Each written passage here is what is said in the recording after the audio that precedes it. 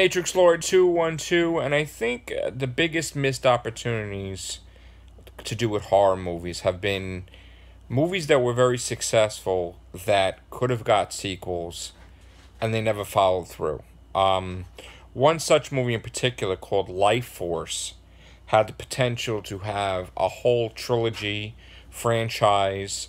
I mean, it basically had vampires in space that came down, and you thought they were like aliens or whatever, which they probably were, or space alien vampires, or whatever. And the movie ended, and it was a great movie, and even Patrick Stewart was in it.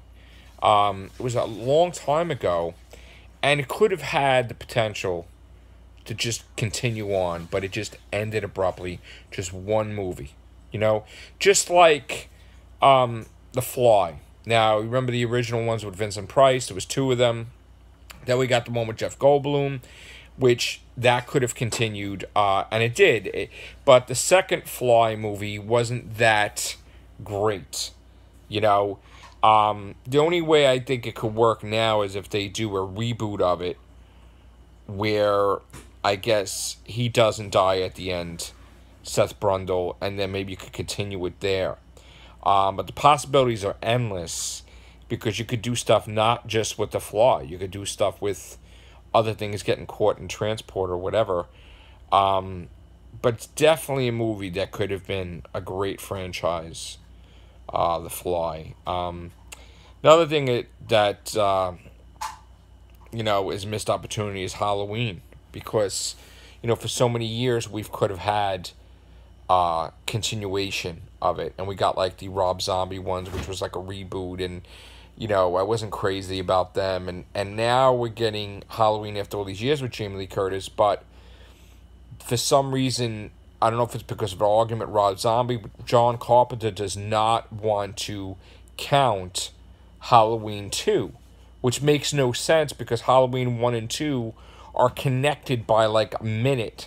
Like, they're so intricate that Halloween 1 and 2 is like, you can't separate them. But I guess over the years, the way he created, Michael Myers, he made it where he's immortal, or he can't die, and now he's like, he's seen Rob Zombie do it, and he's like, oh, that's not the way Michael Myers is, but that's the way he made him, and now he wants to change the whole thing where Halloween ends with him falling off the balcony thing there, and then they're going to pick it up like 30 years later or whatever, and which really makes no sense.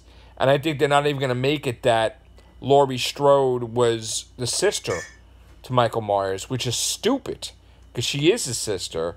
But I don't like it. This is like a George Lucas, fixing up stuff and changing things and messing up the movie type of thing. Just like when Han shot first and he's saying, no, he didn't. Yeah, he did.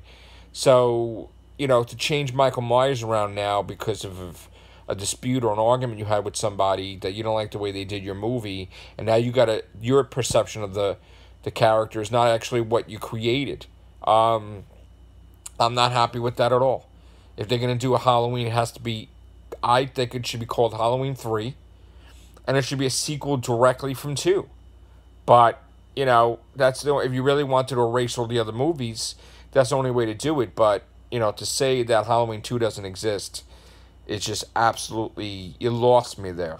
So, you can't change things from what you already established. I mean, you can't redo stuff. And I know they say they can, but you know what? The fans are not going to fall for that. They're not going to be like, oh, because you're trying to retcon it. And fans know what the real history is. Now, they knew that they were going to get fan backlash. So they say, oh, yeah, well, think of this as an alternate reality. Well, how about no? Like, why would you do a movie and you're, like, worried about the fans? So you're like, oh, yeah, it's not the real Halloween universe. So then that's stupid.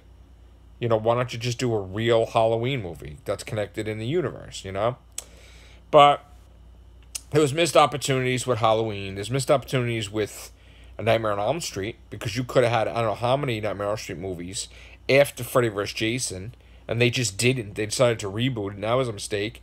And Friday the 13th, Paramount had it for a little while, and they wasted way too much time trying to do something artistic. They just keep forgetting where they came from. I mean, the horror movie, it's not rocket science. He's in the Crystal Lake. He's killing people. Yeah, you could do unique ways where people die, or you could create interesting campers and interesting, characters, but you can't overall change the whole dynamic of it. I mean, again, you're not making a Shakespeare. You're making a Friday the 13th movie. So they used to be able to pop this out every year. So why Paramount can't get it together? And it takes them years when they could have popped out like 4 movies.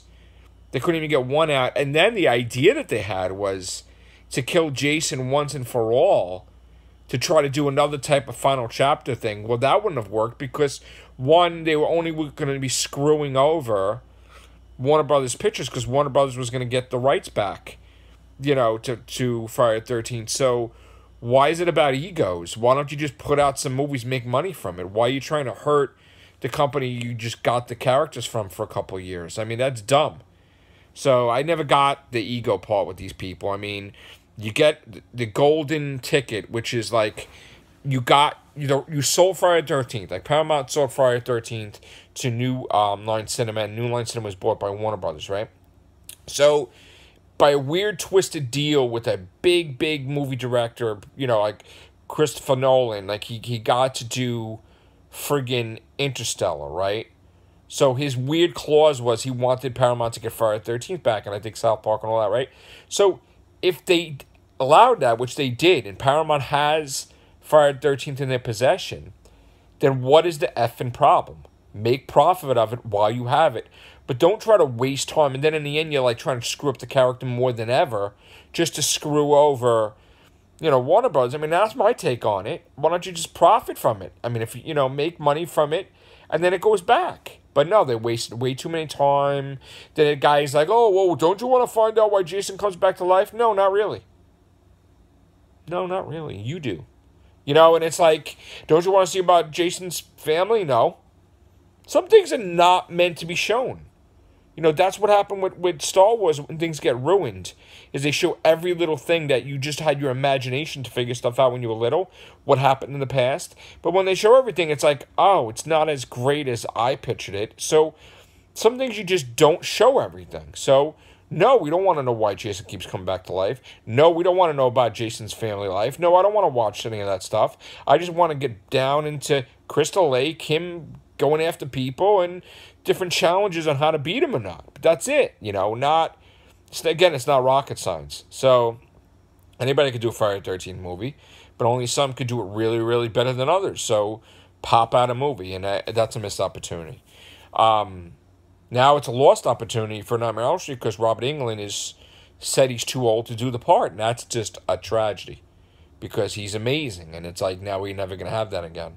The last time he was Freddy Krueger was in Freddy vs. Jason. I mean, that sucks now, So there's a lot of things. I mean, they just don't know how to capitalize it. I mean, Halloween, they just pick and choose, like, Halloween 1 and 2 was great, and 3 had nothing to do with it, then 4, all right, they had a continuing thing. I mean, it was basically 4 and 5 was true connections to, 2. But then they get 6 goes into a weird, crazy direction that I don't even count that. And then Halloween H2O, they erase basically 4 and 5 and 6 from ever happening, like picking and choosing type of things. And that really never fully worked. And then Halloween Resurrection, Jamie Lee Curtis dies in the beginning, which is really stupid. And that was kind of a detached Halloween. It didn't really connect. I mean, it was like just so fractured from that. I guess it would be an alternate universe or whatever. I don't know. But all I know is that, how many universes we've had for Halloween? And, like, none of them are, like, connected. The only thing I would say is 1, 2, 4, and 5 are connected, And then you could do a sequel from there, and you could bring Jamie Lee Curtis back from 5, or you could bring her back from 2, after 2. But now, just to say Halloween 1, and then that just, I don't get it. And that's a wrong direction, missed opportunities there. Chucky's great, because now Chucky is in a good path, on the good, they could do a lot of things, because now that Chucky could be multiple Chuckies, you could have Chucky in space, and even if he dies, it's still the real Chucky on the Earth. So the potential for Chucky movies is fantastic.